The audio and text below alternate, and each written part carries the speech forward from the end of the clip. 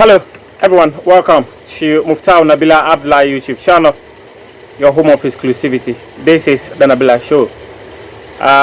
It is a show which is dedicated to bringing you behind the scenes stories before they become known to the general public.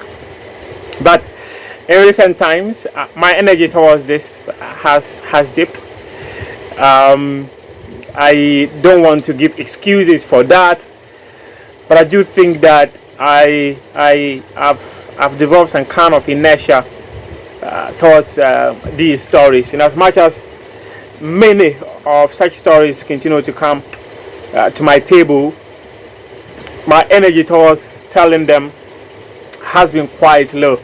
Maybe if any of you have an understanding of why probably in recent times I'm not as energetic as I used to be when it comes to sharing these stories, I would gladly appreciate you telling me why.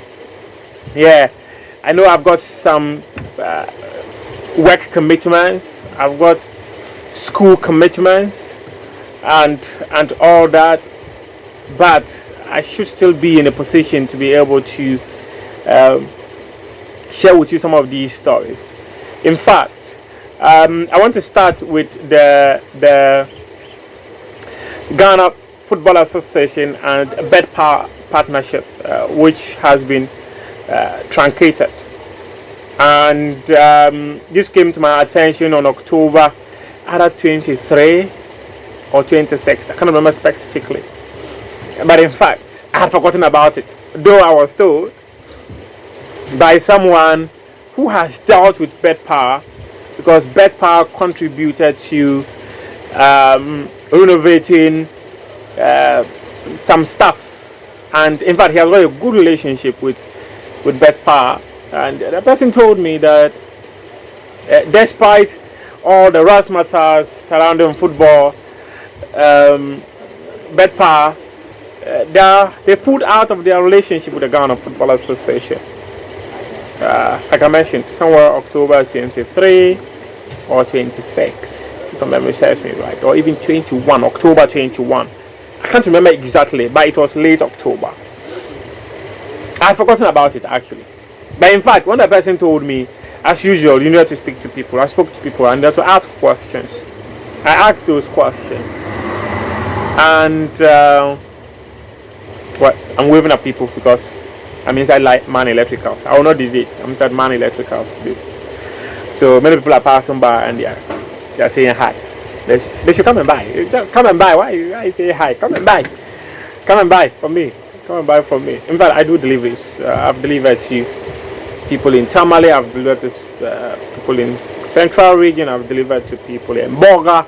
So if you need something from me, you just need to reach out. One of the recent guys I delivered to at South Pond.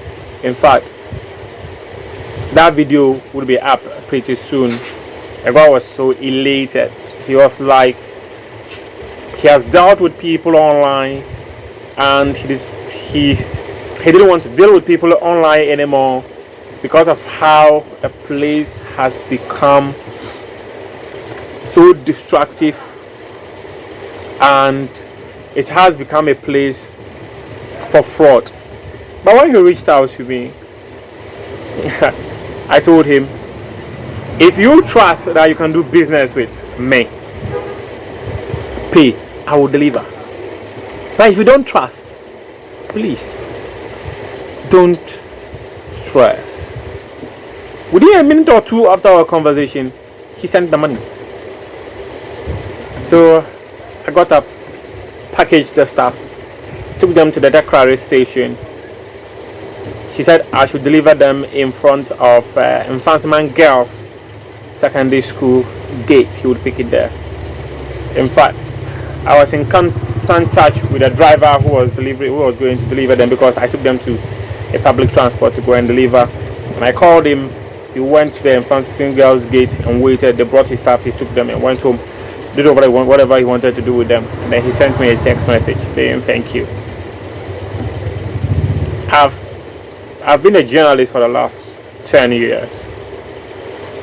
and I do not see, for whatever reason, that my image and integrity and honesty should run down the drain simply because someone has paid me some money to deliver some stuff. In any case, what I spent to put these together is actually more than what you're buying from me. So why would I keep that money and not deliver your stuff? And in fact, I delivered them to him for free at my own cost. It cost me about 50 cedis to send them to him. In fact, it was actually 58 Ghana cedis plus some coins to send them to him, because I took them to Kaneshi, then I paid for them to go and deliver. It was at my cost. So why? Yeah. So if you want to deal with me, please do come and deal with Man Electricals. Now back to the point of the Ghana Football Association partnership with Betpawa. So when I was told of the decision of Betpawa to pull out of the relationship with Ghana Football Association, I made some few calls and I was told. Some denied, especially the people at the Ghana Football Association, they denied.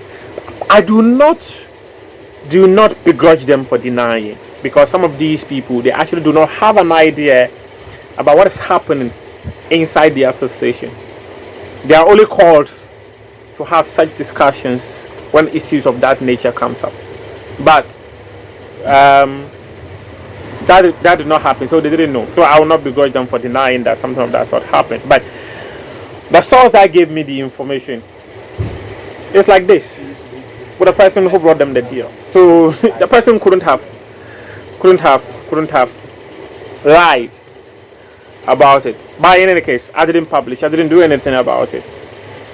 Then some 2-3 weeks later, I saw a tweet from one of my colleagues, Michael O'Clay, saying that Betpawa, they pulled out of the relation, and I was like, oh wow, an open secret. That was my reply to the tweet, because I knew this way before it got to the public domain. But now I'm here to share with you what I knew transpired behind the scenes before Betpawa decided to pull out of the Ghana Premier League as headline sponsor. 1.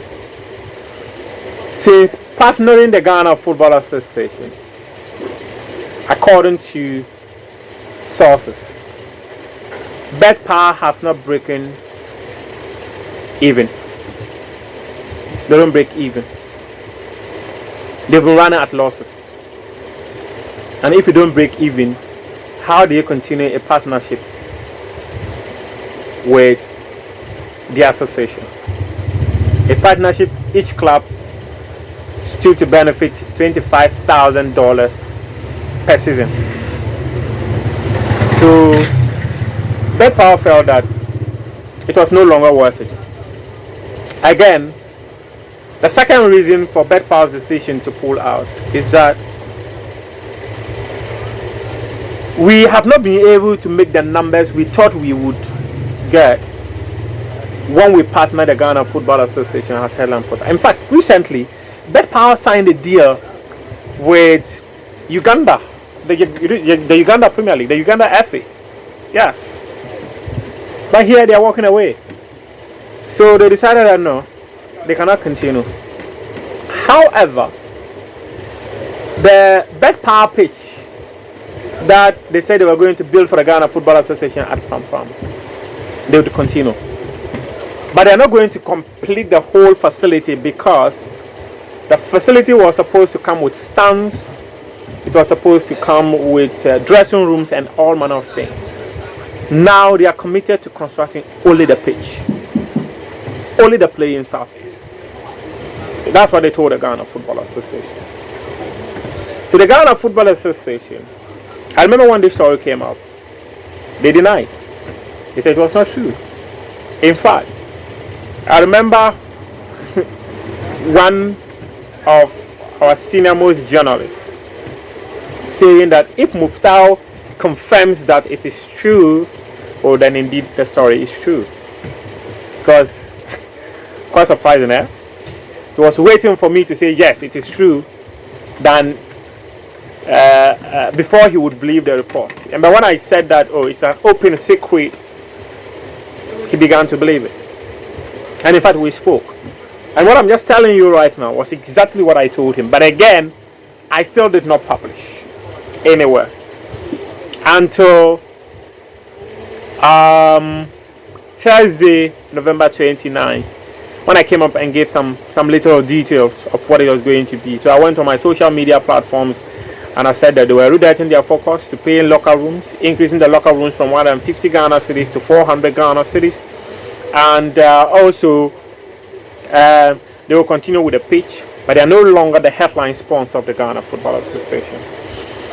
The GFA also called clubs. They had a meeting with the members, especially the Premier League clubs, and told them of the decision of Betpawa to pull out as headline sponsor. And I remember what sources mentioned were that some of the things sources mentioned were that why is Betpawa pulling out now when we are almost halfway through the season? Because many of us had budgeted $25,000 because we knew we would make $25,000 at the end of the season from Betpawa. So if they're walking away almost halfway through the end of the season, the first part of the season, it is not fair. What many of these clubs do not know, but I'm privileged to know, is the fact that Betpawa pulled out way back at September. They pulled out way back at September. So, in as much as the FA were trying to still speak to them to rescind their decision and all that, the decision of Betpawa to pull out is not something that happened impromptu. It was going to happen because they had communicated their decision. But the GFA did not communicate to their members and continued to give Betpawa all the mileage they thought they could. Every match venue branded, they are on television, everything of the Ghana Premier League into week 12 was still Betpawa. And if Betpawa decides that they are going to pull out now, many of them actually thought it was not fair because it was going to affect the class. In fact, another reason that was asked, another thing that was asked was that if Betpawa decides that they are pulling out now, are they going to pay us a compensation? Because we signed a 3-year deal with them. Guess what emerged? The GFA partnership with Betpawa was never 3 years.